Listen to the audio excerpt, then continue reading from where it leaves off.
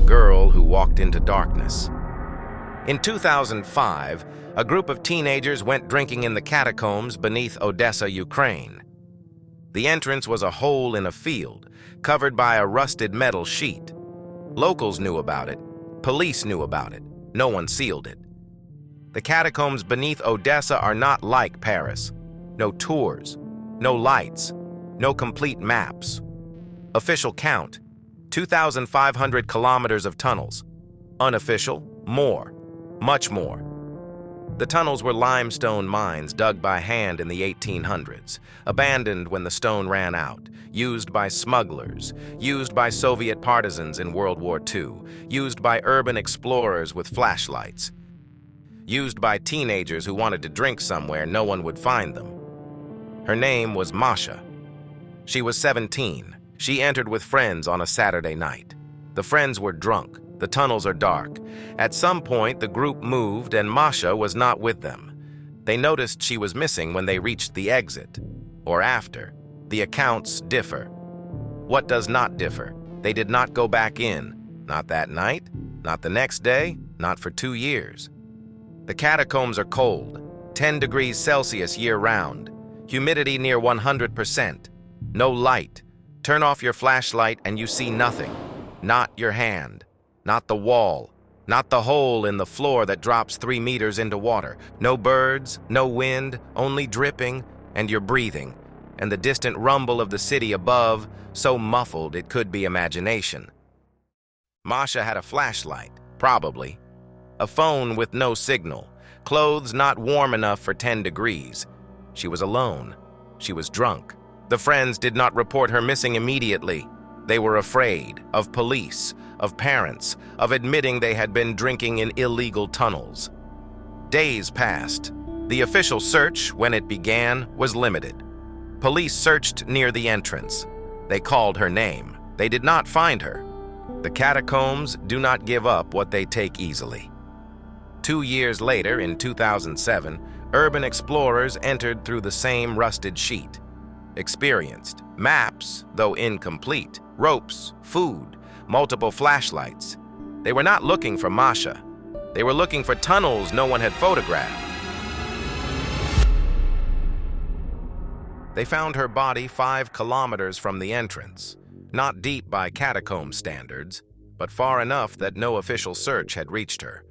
Far enough that her voice, if she called out, would not have carried to anyone living. Partially mummified. The cold preserved her. The humidity prevented complete drying. Sitting against a wall, legs extended, head forward, hands near her face.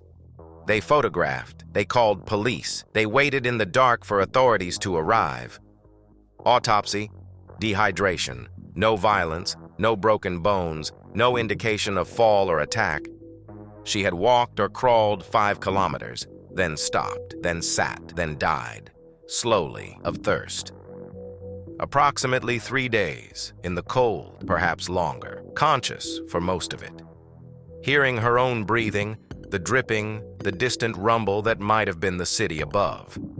She would have known after the first day that no one was coming. After the second, that she lacked strength to walk back. After the third, too weak to call out. The flashlight would have died before she did. The entrance was not sealed. It still is not in many places. Too vast to patrol, too complex to map, too expensive to secure. Masha was buried, her name added to a list. The list is not public. The catacombs have no memorial. Tour guides in the safe, lit section mention her sometimes, in a lowered voice, before returning to the script. The explorers who found her published photographs, not all. Some they kept.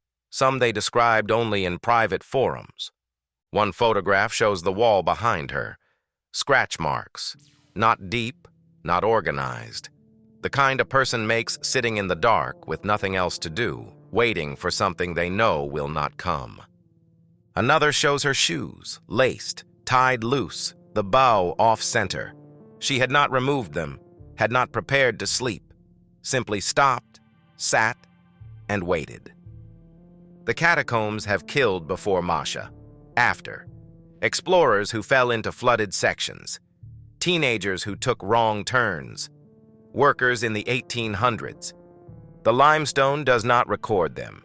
The tunnels do not change. Water drips. Minerals accumulate. Walls grow slowly, imperceptibly, over centuries. Masha's body was removed. The spot where she sat is now just another wall in another tunnel. No marker, no plaque. Walk past with a flashlight, you would not know, unless someone told you.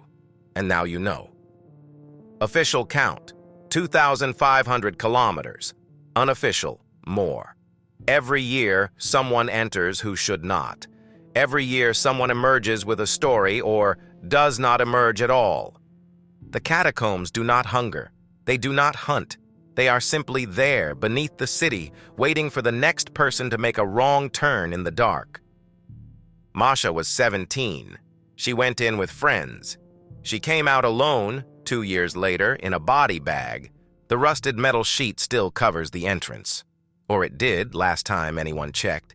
The field is overgrown. The city above continues.